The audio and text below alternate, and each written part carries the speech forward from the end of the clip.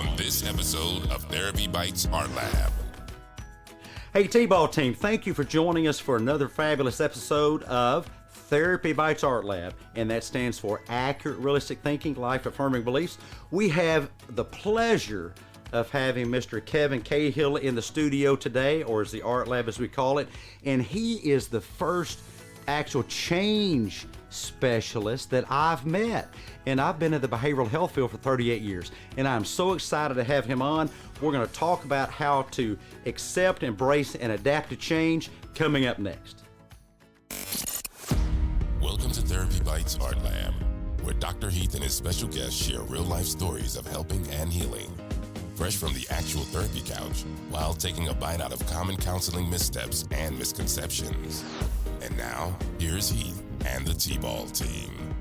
And it is Kevin T. Cahill. He is north of us, up in the country of Canada. We love our northern brothers and sisters up there. Glad to have him here. Kevin is an international best-selling author. He's a change management specialist and a motivational speaker, and we're all here ready to be motivated. Kevin, thanks for coming on the show today, and we just look forward to what you have to share with us. Thank you so much. It's an absolute privilege and honor to be here with you today. It's a little chillier up here in Canada, but great to have this conversation with you today. Awesome. And you know, as I said in the intro, I've actually never met a change specialist. I didn't know you folks were out there because I just think in our world today, things are changing so rapidly. You know, you have changes in, goodness, technology. Some of this is going to blow the minds of our younger listeners, but there was a time, and those of you listening can't see this, I'm holding up my Apple 12 Pro Plus. Yes, I know it's already outdated, and I know that this is a bubble burster, but these actually did not exist when I was, until I was, in my mid-20s. So technology is changing. Now we're looking at space travel. We're looking at electric cars. I mean, all this technology. The other day I was having a conversation with my wife, and then the day after on my Alexa devices started popping up sales ads to buy the stuff I was talking with my wife about. And I thought, forget about the U.S. government. You know, be afraid of Amazon. They're listening. Jeff is listening. Jeff, are you there? Are you listening to this? And so, Kevin, I mean, I'm sure that you run into this all the time, people that are just freaked out by change. And how do you deal with that? I mean, what are some, pearls of wisdom that you share with people? Along my journey of writing and journaling and speaking, one of the things that really came to me is that in all systems of life, whether it's human or nature, we're really blessed up here in Canada where we have 4 distinct seasons, spring, summer, fall, and winter. There's a pattern to everything. And what I realized is that every single system in life is circumambulating 4 major questions. And now, circumambulating, a really big word, but just it means that it's always surrounding it. And you're either going to be in all of them at the same time, or you're going to go sequentially through. And you're going to go through those moments of how do you prepare for change? And for most of us, we spend the first 20, 30 years of our lives learning how to prepare for change. We might not know that that's what we're learning to do, but we're gaining all of the tools, whether it be from our families or our schools or from our peers around us, our coaches in sport, or whatever the positive role models around us are. But then sure as life exists, we're going to be thrown in change. And whether it's you lose your job, you get divorced, you face a life-threatening illness, maybe you have a career-altering injury, but you're thrown into it. Most of us don't choose to change. Most of us will run as far away as possible from change. But the universe has a wonderful way of leading us down a path. And if we don't pay attention to the silent hand of the universe or the silent whisper of the universe, it eventually becomes a silent nudge or a silent punch or even a silent sledgehammer over the head. Yes. And we're in the middle of it. And all change usually comes with suffering. We're in the big pile of crap. We don't know how we're going to get through. We don't know what's on the other side. We don't know what's going to come next. And we're in it. And the second element of change is, how do you get through suffering? How do you pull yourself up? How do you keep going? How do you lose the love of your life, but somehow be able to find beauty around you? And that leads to the third stage of change. And that is, how do you find joy out of suffering?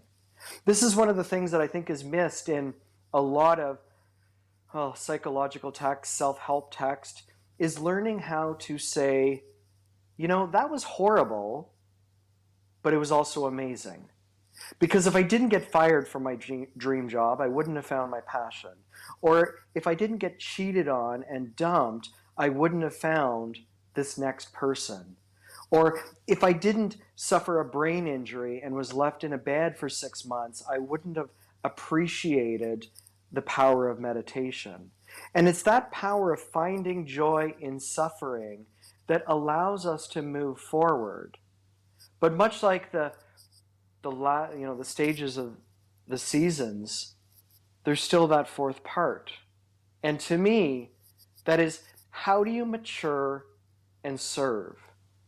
Because if you do not mature out of going through hell and then be able to help others, what's the point of going through it in the first place? If you've been given the gift of the universe to be able to make it through life's biggest adversities, then it is your responsibility to be a light and help others. Oh, fantastic. I love where we're going with the conversation. One of my favorite quotes comes to mind. I didn't say it. I didn't come up with it. Wish I would have. I don't know who did. You can Google it. But the quote is, never waste a hurt. I probably heard that, to my memory, back in the 80s or something. Maybe it's the 90s, but never waste the hurt. But Kevin, there's something that I noticed that you didn't do that I hear a lot of my colleagues do, and I don't think they should. And that is, they immediately start joining with the patient to catastrophize difficult experiences. And I think that we live in a culture, therefore, that is becoming allergic to life. What I'm seeing myself on social media is, if something becomes difficult, just run the other way.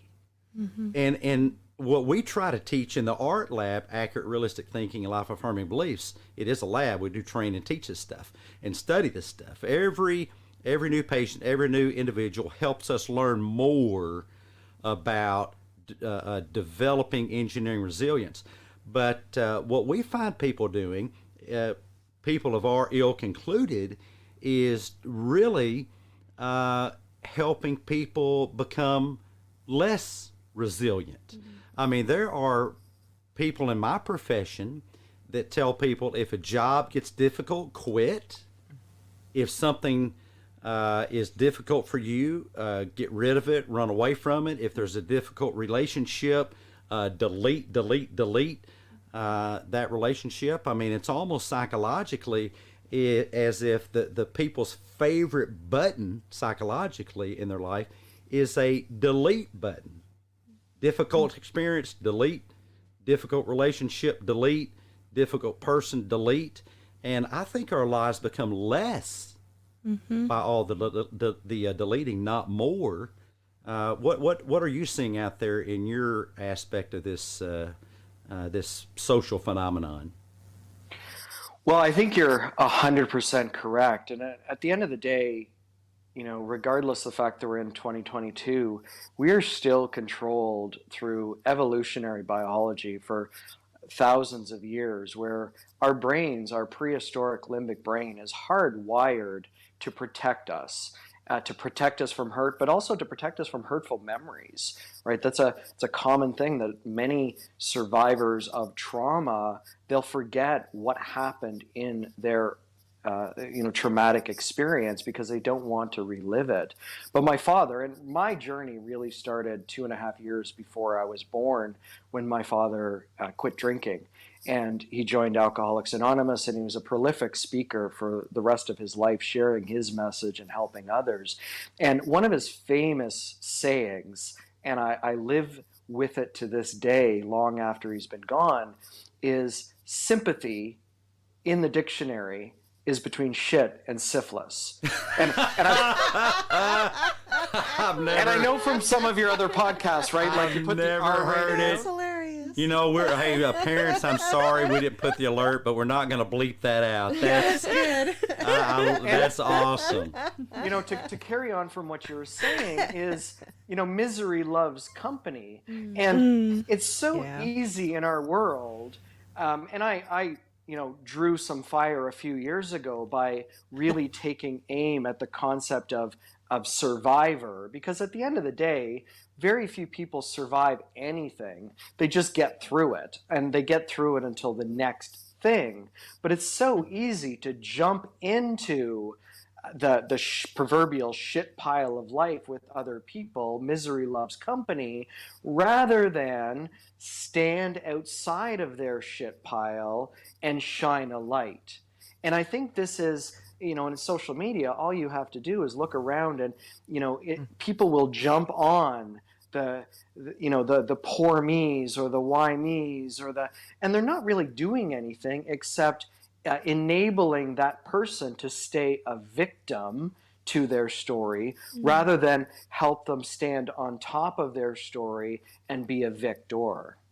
Oh yeah, absolutely. There's a whole industry of professional victims, and I recommend a lot Viktor Frankl, which it may not be politically correct now. The title of the book, Man's Search for Meaning, is talking about mankind. It's not a gender thing, but I remind people who talk to me about, but I went through this, that, and the other thing, and I had no power, had no control. And I said, wait. I believe, and based on how I know the brain works, a little bit of neuroscience here, is we always get to decide what we think, which means we get to decide our direction in life. And pardon me, no offense to anybody, but if you've not been in a Nazi concentration camp with soldiers with real live guns who have killed your mother, killed your father, killed all your friends and neighbors and loved ones, your wife, and some say his unborn child, by the way, and the man that still said, everything may be taken from us, but the last and greatest of all things, and that is the power to choose your own way. But we have people in my profession who are so diagnosis happy that we run around labeling everybody. It's almost as if it's not cool unless you have some disability riddled diagnosis. And I've actually asked people, you've been told that you have this label. I mean, how stuck are you on it? I mean, are you that heavily invested in it? I mean, what if I told you that you didn't have to have this label? I mean, why would you shrink down your humanity to let yourself be defined by this label out of a book? The book is the DSM, the Diagnostic Statistical Manual. I've got the first copy on my shelf in my office. It's about yay thick, and then the next one was thicker. Now the next one is a freaking encyclopedia of disabling labels. And why not just see ourselves with humans as nearly unlimited potential? But for some reason, people don't want to believe that. Why do you think that people want to adapt this victim mentality? In all honesty, it's so much easier to allow someone on the outside to label and accept that label. And yes, up here in Canada, we have free healthcare, but at the end of the day, we don't have a healthcare system. We have a sick care system that is keeping people small. And it is, the pharmaceutical companies, at the end of the day, they don't make any money by having people go off medication. They make the money by ensuring that people will stay on that medication for years and years. And rather than look in the mirror at where does the root of those problems come from, it's so much easier just to say, I am this label. And as you mentioned with the DTSM, at the end every year, more and more labels get added because someone says, well, I don't perfectly fit that label. All right, well, let's create a new label for you. Oh, absolutely. You might find it interesting, and this is such a bizarre. I've been in this field for 38 years. This is such a bizarre thing that you can actually go to a website and you can recommend more and new ways to label people. Imagine if the American Heart Association had a website where civilians, non-physicians can get on and label new heart disorders. How bizarre is that? I mean, it's almost as if health, normality should be the diagnosis, because so few people want to diagnose themselves with being just, I'm just a normal, boring guy. I don't have a diagnosis. I'm just a boring guy. And trauma's another one.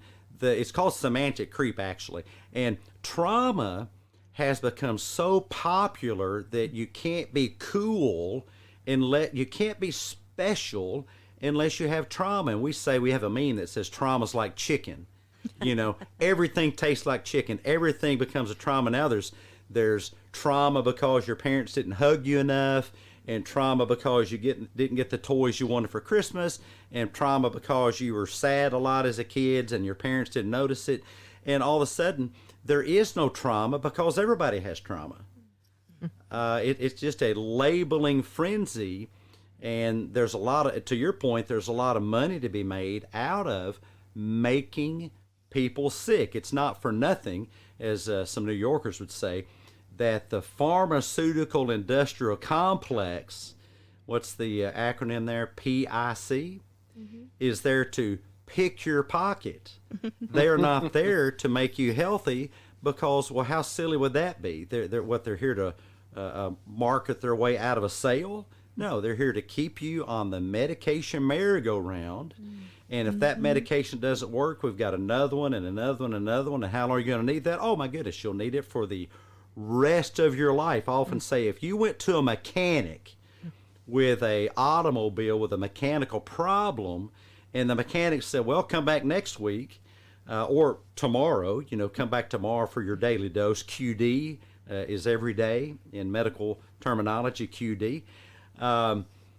You'll have to come back tomorrow at the same time. You might look and say, well, how often will I have to come back to get the daily dose or to get the dose? Oh, every day. Well, how long will that last? The rest of your life. I would think you would look for a different freaking mechanic. Yes. But people just swallow this, no pun intended, see there, swallow medication. Just swallow this, and they don't think to ask, wait a minute, what's, I'm kind of on a merry-go-round here, and nothing seems to be changing. If anything, I'm becoming more disabled. And how do you get people out of that mindset? So everything you're just speaking to is something I'm so eternally grateful for my own journey, because I think back to, 10 years ago, probably right around this time, my family doctor is roughly my age and had a life journey herself. And when I was going through a lot of challenges and struggles, rather than put me on medication and keep me on medication, she introduced me to cognitive behavior therapy. And it was the start of a life-changing journey for me to be able to look in the mirror. And much like the analogy of an onion, is the majority of people in our world will go to the bookstore, they'll go to the self-help section, they'll find a book that applies to the situation they're in, they'll get the book, they might read the first chapter, and then they'll say that it doesn't work, and they'll put the book down and they'll never do it again until the next element of trauma comes up in their life, and then they go to the bookstore and get another book and they read one chapter. Much like an onion, most people they'll dig through that first layer, they'll get scared, and then they'll run away. And then a life event will happen and they'll go back to the onion, but they'll end up going through the exact same layer again. So one of the things we work with individuals is to keep going through the fear and understanding that fear has been around since the moment that humans inhabited this earth, and it was there to keep us safe. It was there to ensure it was there to ensure that we don't burn ourselves, once we invented fire or get eaten by the dinosaurs. Clinicians listening, listen to what Kevin is saying. Yes, Fear definitely. not bad. Fear is normal. Yes, And fear normalize is it. it's always telling us something. It's telling us to look deeper within ourselves. It's telling us that we have something unresolved from our journey that we need to figure out. And in my journey, I've experienced everything a human could possibly experience. And I've learned to embrace it. And I look back to, yes, there were those moments where fear kept me paralyzed and stuck and, cowering on the bathroom floor. But then when you learn how to, I think it's Brené Brown will say, or actually Elizabeth Gilbert, Eat, Pray, Love author, Big Magic, one of my favorite books, fear is allowed to be in the car. It's just not allowed to play with the radio buttons. That's awesome. Don't mess with the radio.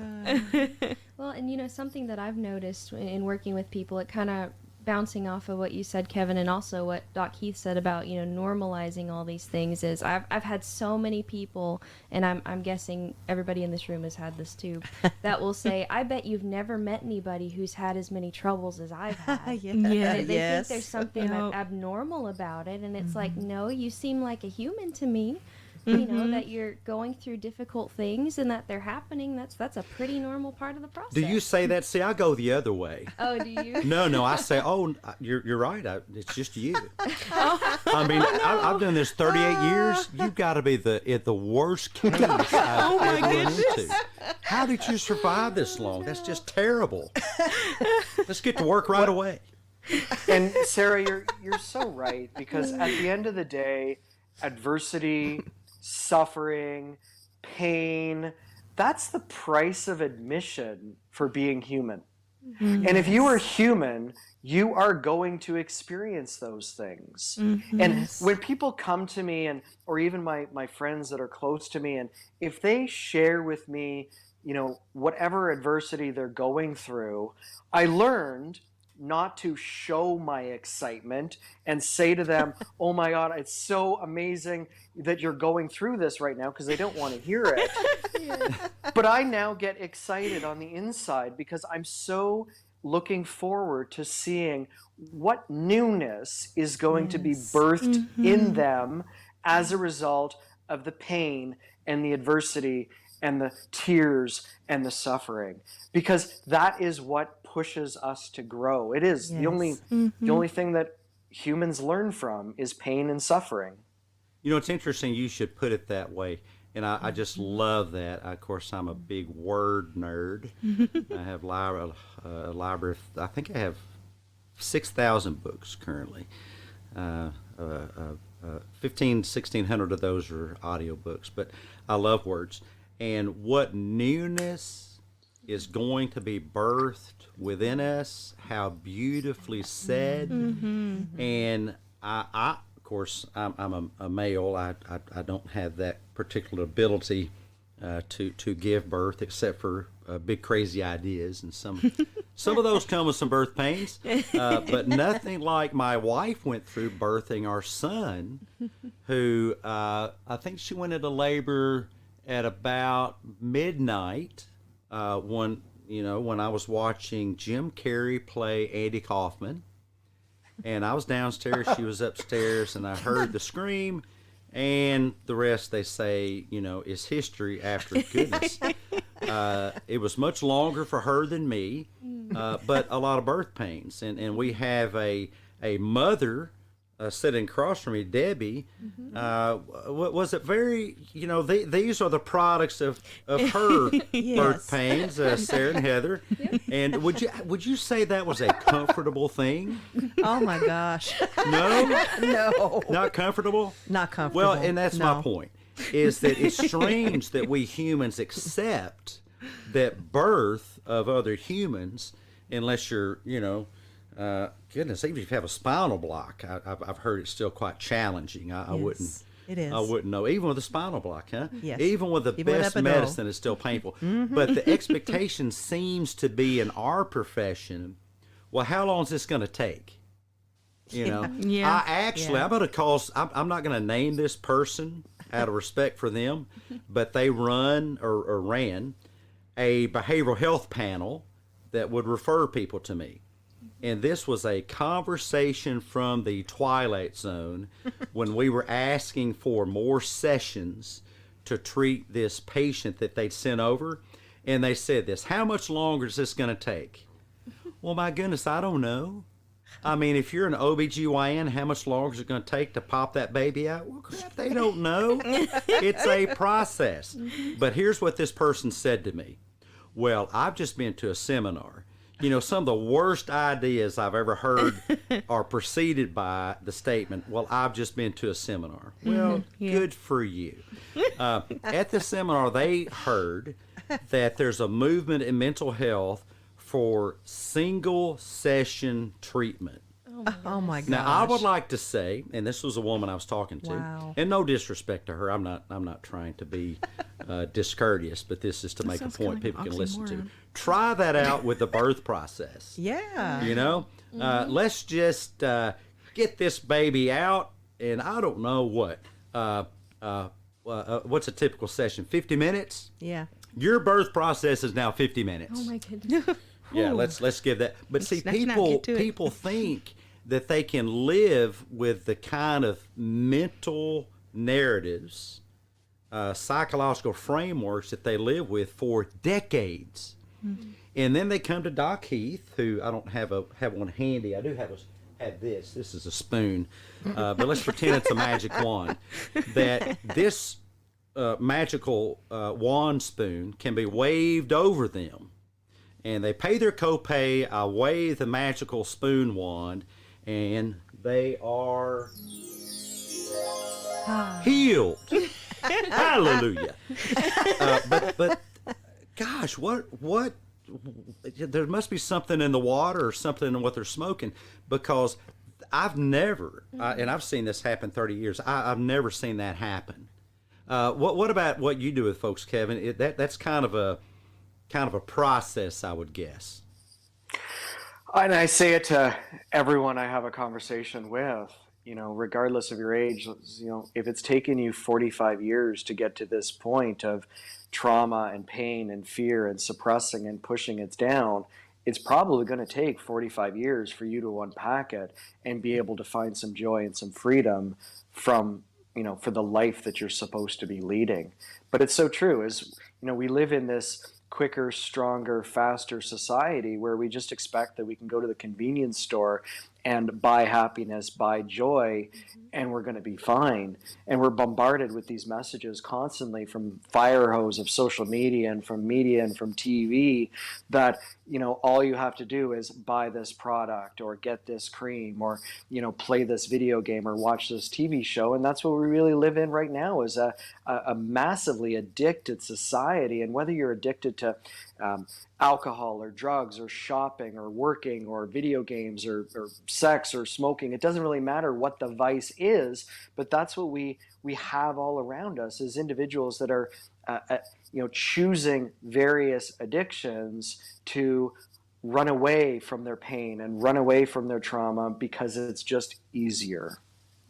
Yes, I recall a story of a particular patient that after I described the cognitive behavioral therapy protocol said, Doc, that sounds really good. Gosh, I thought I had him on the hook. I thought, man, we're typically, I don't know, 8, 12 sessions for just normal, worried, well people. An old neuropsych professor of mine up in New York, Elkanah Goldberg, would call them the worried well, except he pronounced W's like a V.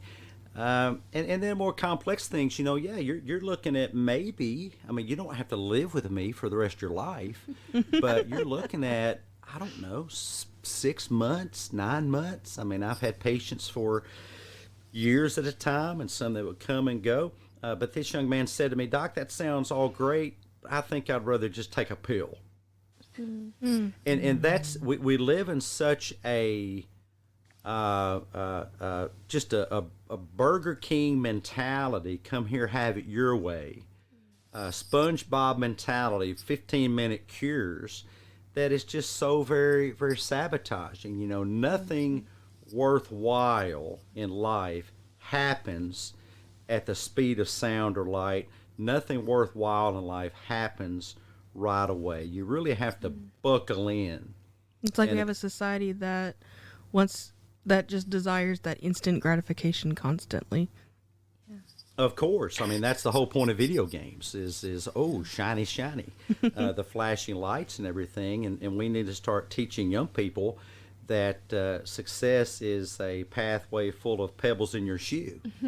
And what do you find, Kevin, with folks who they seem to want what you offer, but then they want to dictate the method in which you offer it? The Therapy Bites podcast is HIPAA compliant. No identifying patient information will be disclosed by Therapy Bites podcast hosts or Therapy Bites podcast guests without permission from patients or guardians. All personal stories are de-identified in order to comply with HIPAA, the NASW Code of Ethics, and the ethical principles of psychologists and Code of Conduct. Fresh from the therapy couch and from the deep dark recesses, stories may involve exploding preconceived notions and topics uncomfortable to underthinkers and small farm animals. Audience discretion and duct taping your head for safety is advised. Concrete-headed Kool-Aid drinking humans assume all risks associated with any possibility of choking to death on the accurate, realistic thoughts presented in the art lab. This is natural selection, and Therapy Bites podcast management and hosts are not responsible. Welcome to Fresh from the Therapy Couch, where we bring you T-ballers and listeners real-life stories of real-life people just like you and just like even all of us here at the TBAL Team. I often get the question about sleep. I can't sleep. I try to go to sleep. I can't initiate sleep. I go to sleep and I don't stay asleep. And then I start asking questions about what we call sleep hygiene. What is your sleep regimen like? What time do you go to bed? How do you prepare yourself for bed? What do you do while you're in bed? And one of the greatest offenders I find is bathing the brain in blue light. Here's a good way to think of it. Look outside during the daytime and tell me what color the sky is. Oh, wow, it may be blue, you might see, if it's a nice day. Well, guess what color of light comes from your phones? Blue light. Now, the brain is heavily associated with being awake when the sky is blue. Why would you bathe your brain in the light that triggers your brain to be awake when you're trying to go to sleep? Do your brain a favor. Be brain friendly when it comes to sleep. Put up these devices that we call smartphones because they actually will do the opposite to you. Your brain during testing can actually drop a couple of IQ points just because of lack of sleep hygiene. Put away the blue light, it's only for the blue sky, and get a better night's sleep. Put your phone across the room, put it in a drawer, make it hard to get to. Way back before there were phones, people slept just fine without them.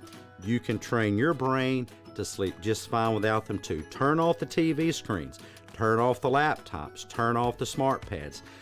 The only thing that sleep is for, well, there's really two things, but we'll talk about one of them. We'll leave one of them a secret, is sleep. Stop trying to do homework in bed, watch your favorite Netflix shows in bed, watch the next episode of your favorite TV show, and just program your brain to associate bed with sleep, and you'll find yourself counting sheep in no time.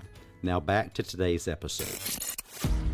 You're listening to Therapy Bites Art Lab, bite-sized therapy for your brain with Dr. Heath and the TBAL Team. The best advice on the net. No copay required.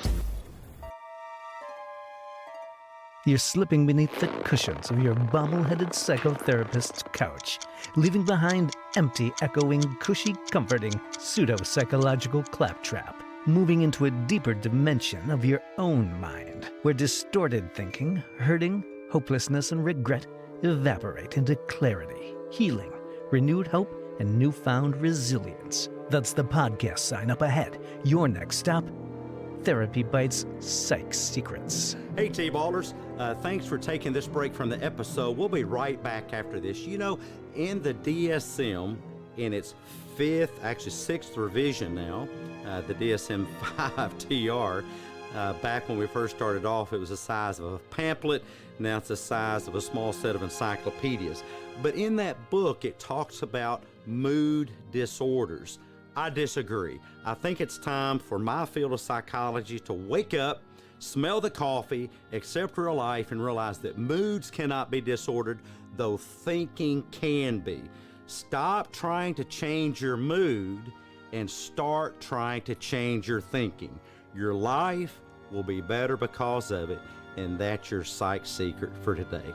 Here comes the rest of the episode. Enjoy. Once again, Doc Heath rips the cushions from the couch, dishes the dirt, lets the cat out of the bag, uncorks the bottle, letting the genie escape, and blows the lid off of another of the universe's psych secrets.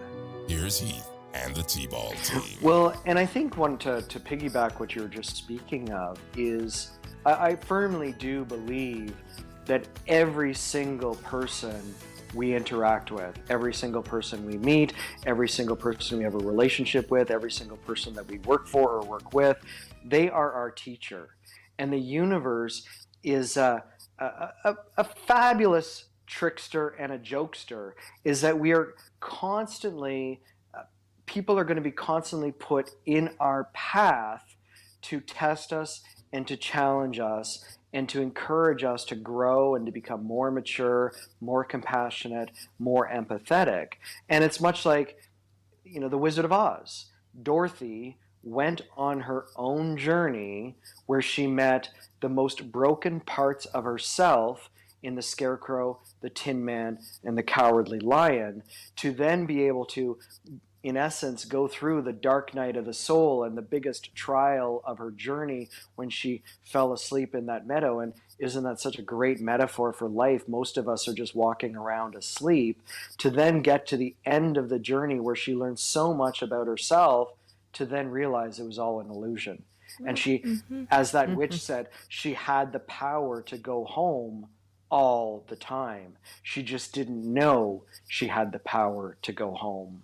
And so that is the reminder that I try and impart on everyone is, yes, it's a journey. Yes, you're going to find parts of yourself that you didn't even know exist. They're going to be dark. They're going to be scary. They're going to cause you to well up with emotion. But if you can stick through it and stick through your journey, you're going to have that beautiful result at the end. And even for myself, I just got back from vacation a couple of weeks ago, and there's one moment I was meditating on the beach, and a memory came to me from 2013 that I completely, totally blocked out. And it was an incredibly emotional moment for me to remember that.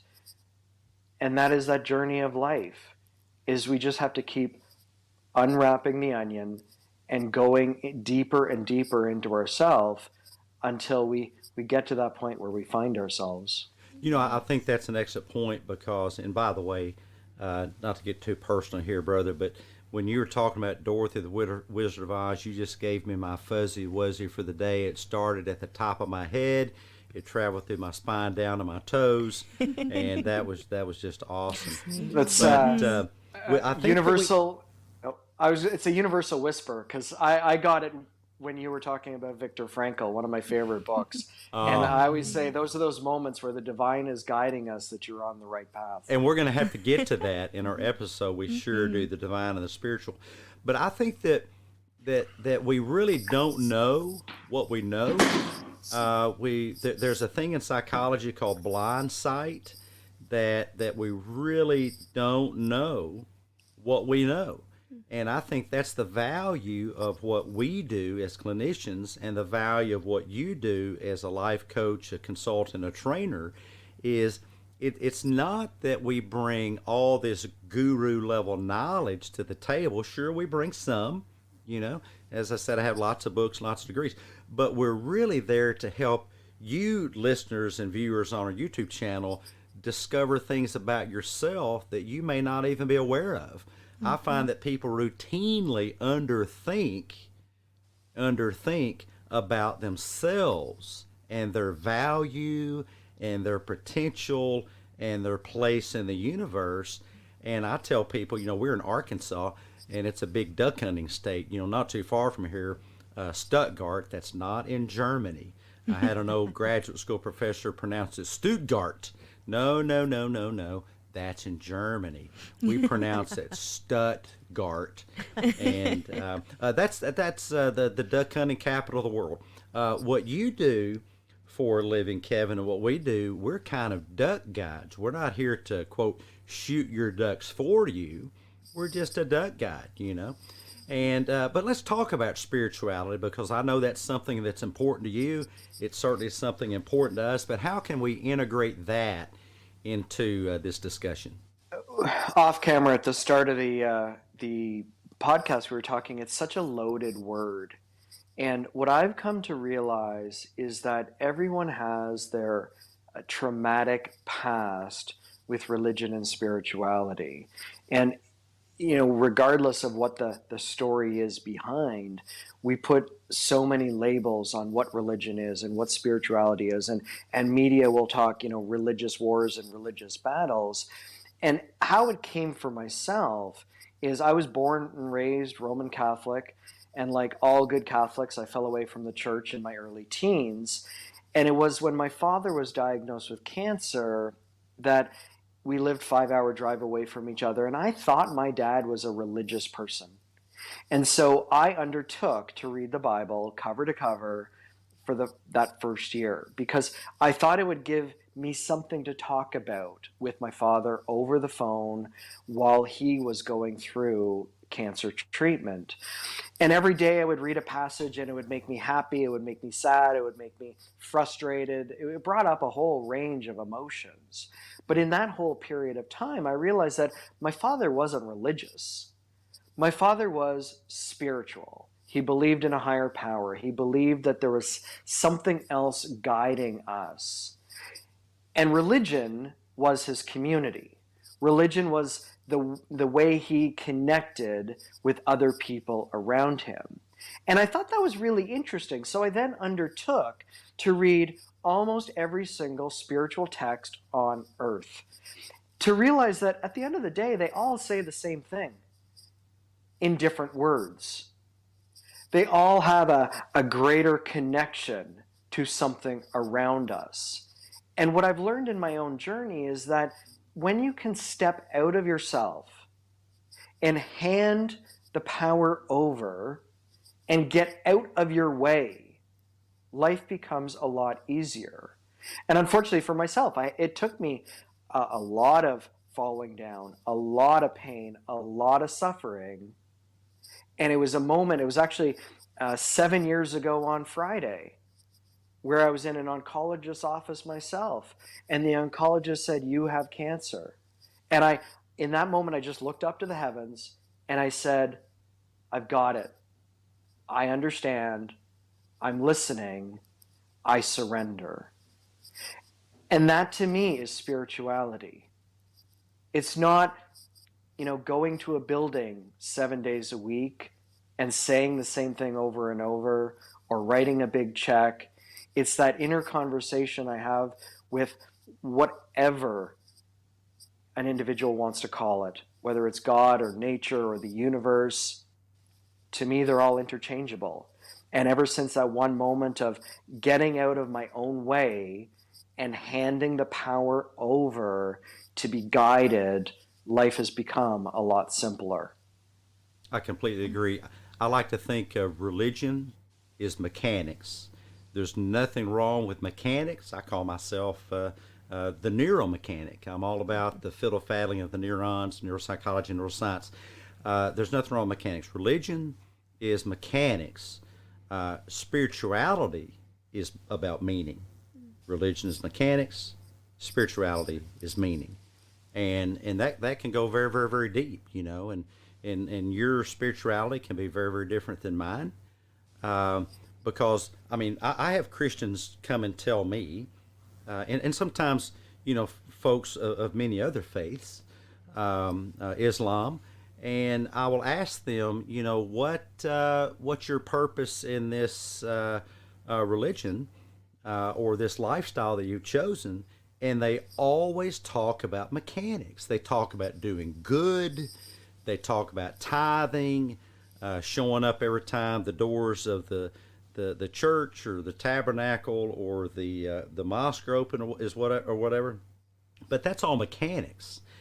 And what I don't hear are people describing spirituality as a relationship in which they can find meaning. And this is just my belief. You listeners, viewers, are welcome to think or believe whatever you want. I'm all about the freedom to believe, but my belief is it is about a relationship. It is, for me, a relationship with my Creator. And to kind of pull from what I heard someone say many years ago, well, how do you know your Creator ever even exists? And I said, well, I talked to them this morning. Because it's for me, it's just, well, me and my Creator. It doesn't involve me, my Creator, and a third party, pastor, minister, priest, or whatever, even, my family members. It's just me and them. And that's a relationship in which I find meaning. What's your perception of spirituality and how that kind of guides your life and your work, Kevin? I think I touched on it in my last few words. Is surrender. A big part of being able to move forward in this life is surrender. And believing in a higher power, believing in a creator, a God, the greater mysteries of the universe, it's impossible to surrender unless you believe that there's something else out there. And is that also, did you have to kind of get straight in your mind what you have control over and what you don't have control over? Because your reaction to that cancer diagnosis blew me away. That I completely did not expect you to say that. How do you sort that out so well as you did, what you control and what you don't? Well, when we finally got to that point in 2015, it had been an 11-year journey where it was one traumatic event after another. And I do believe the universe was guiding me and, in essence, whittling my ego away. And I've heard other speakers refer to ego as edge God out. And I really do resonate with that, is that we create this persona, we wear these masks of what we portray to others. But at the end of the day, and my tagline is, love the life you were meant to lead. Not the life that society told you to lead, not the life that your parents want you to lead, not the life that your, people around you are encouraging you to do, the life that when you get out of your own way naturally unfolds. And I think about often, right, the caterpillar to the butterfly. Scientists have a decent idea as to what happens inside, but they've never been able to see it, because as soon as you open up the chrysalis where the caterpillar is, the whole process is over. Or a rose. If you try to, make a rose bloom faster by peeling away the petals, it's going to die. And this is part of this greater journey where, by the time I was diagnosed with cancer, I really came to understand, we are standing on a rock that's been around for billions of years, that's hurtling through space, and we have absolutely no control.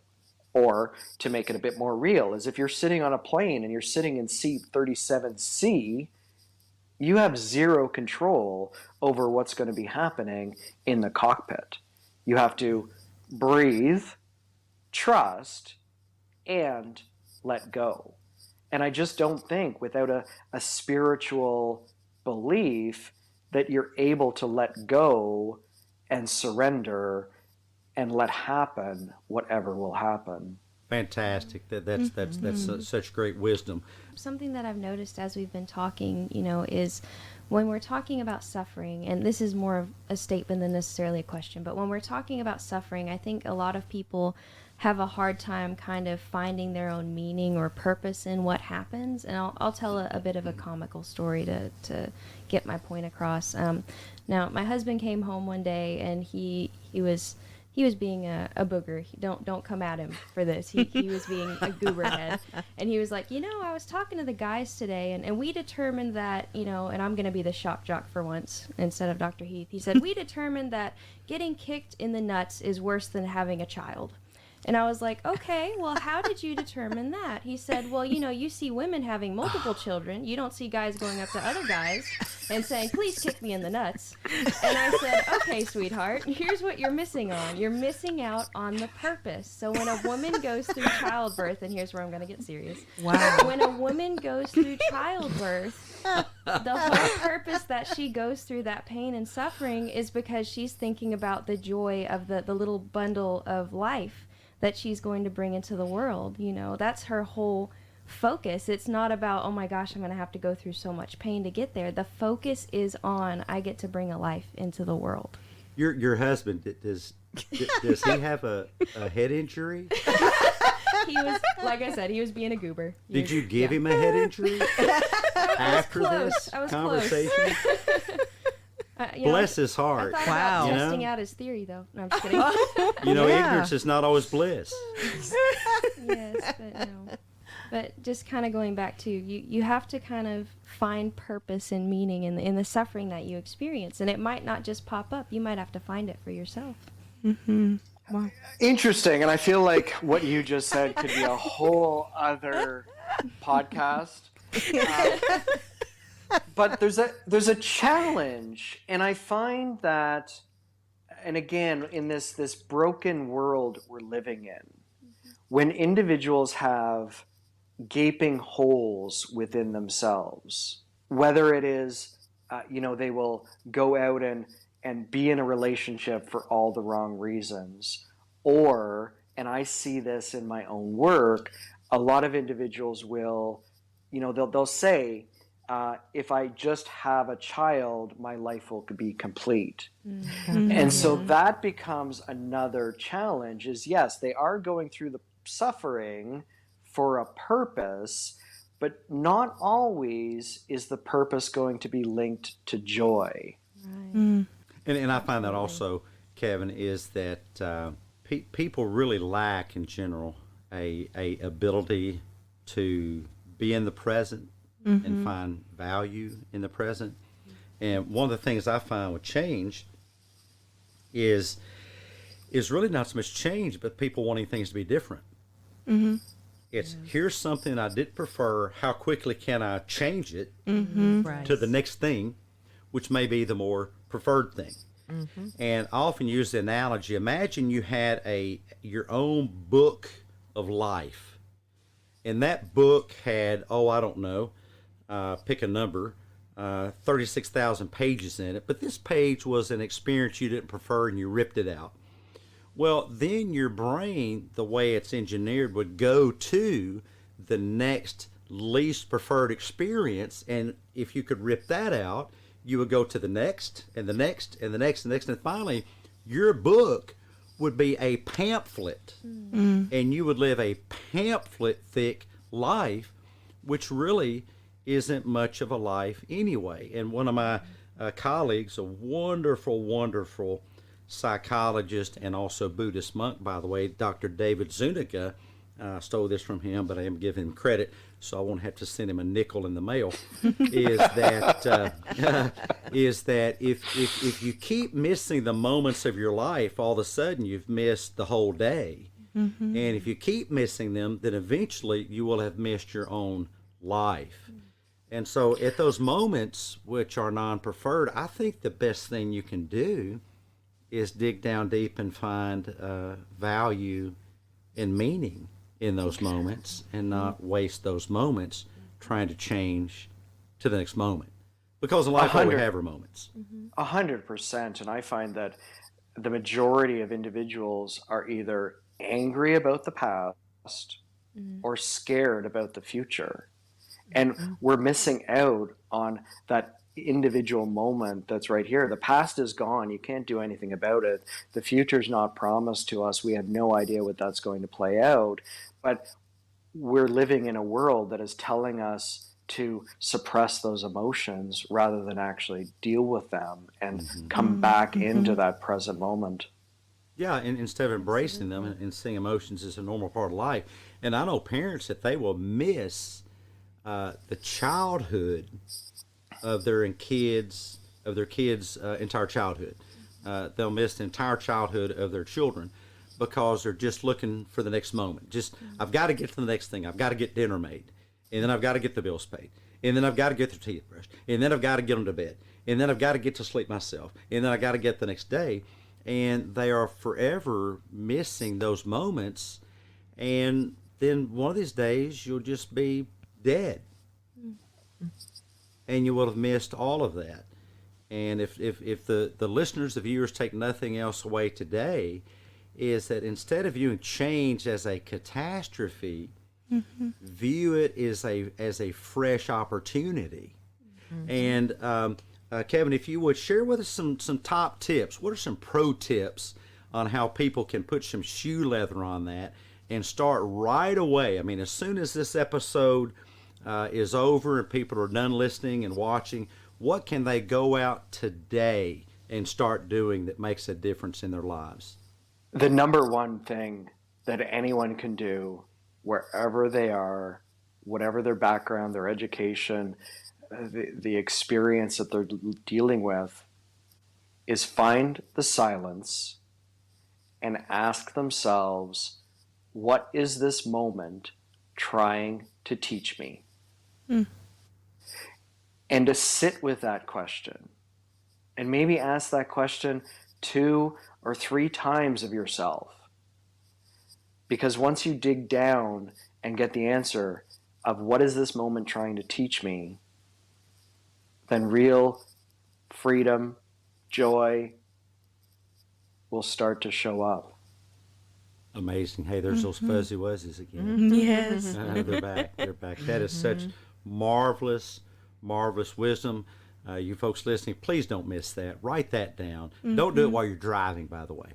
Pull over the side of the road. Make a note. If you're jogging, stop jogging. You don't want to get run over, run someone else over, and write that down. There's so much wisdom in that. We thank you so much, Kevin, for being here. It has been such a marvelous episode. We've got to have you back sometime.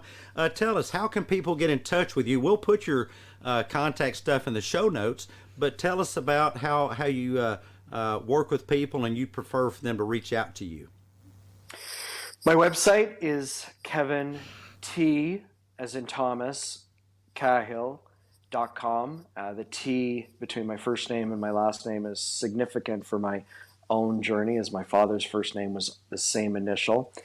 I'm there. I blog. All of your usual social media channels can be found off of that website. And in all honesty, I would love to hear from anyone who watched this episode. If anything resonated with you, I would love to drop me a note. I'd love to hear your story. And that's such a wonderful thing to say. Yes, please do share your stories. Share it with Kevin. Share it in the comments. Pick a few things that really stuck out to you about the episode. Share this out to somebody that could use some life-invigorating Yes, that is an Ant-Man term. Some life and beginning wisdom. I think Kevin brought it to us today. It's like a buffet. You can eat all of it that you want, so cram your brain full of it. Thank you all for joining us. Thank you, Kevin, for being here, and we'll catch you guys on the next Therapy Bites Art Lab podcast. Bye-bye, everybody. Bye, guys. Thank you. Hey, T-Ballers, thanks so much for being with us today. If we brought value to your day, show us some love by leaving your positive feedback and inviting some friends to listen in and join the T-Ball Team. Next time on Therapy Bites Art Lab. Welcome, T-Ballers, to another great episode of Therapy Bites Art Lab, which stands for Accurate Realistic Thinking and Life-Affirming Beliefs. And do we have a treat for you today? When I was a kid, I just loved magic, and our special guest has some magic for you today that's going to embiggen your relationship style in business and in life. Mr. Peter Anthony is joining us, and he is a world-class consultant. And today on Therapy Bites, we will talk about Calabradabra, the magical psychology of communication. And we hope you join us then. Government legal gobbledygook. Therapy Bites is not intended as a diagnostic or as an alternative to professional clinical treatment. Resources and advice are for information and entertainment purposes only. Brought to you by someone saying things you don't like? Tape that nagging loudmouth shut. Government-approved speech tape. Gas tape. Now available at your local hardware store. Therapy Bites Art Lab is not an approved, endorsed, authorized, butt-kissing affiliate of the United States Special Offense Assessment Police. SOAP for short. Warning. Consumption of Therapy Bites Art Lab content by Kool-Aid drinking, stinking, thinking, social media, pseudo-psychological pushing, wacky woke, anti-free speech, mumbo-jumbo advocates may cause spontaneous internal skull combustion, stomach discomfort, and/or laxative effects. Allergy warning. Therapy Bites is manufactured in a facility that challenges nutty distortions, processes nuggets of accurate, realistic thinking, and life-affirming beliefs. This is the audio version of the legal fine print. Why are you still listening to this when you can catch the next great episode of Therapy Bites Art Lab with a good friend or family member? Really? Are you still there? This is getting silly. Move on to the next psychologically thrilling episode of the best advice on the net. No copay required. Me eat copay. Yeah, with Dr. Heath and the TBAL Team. Go ahead, don't be podgoraphobic. Scoot, scoot, scoot. On to the next episode.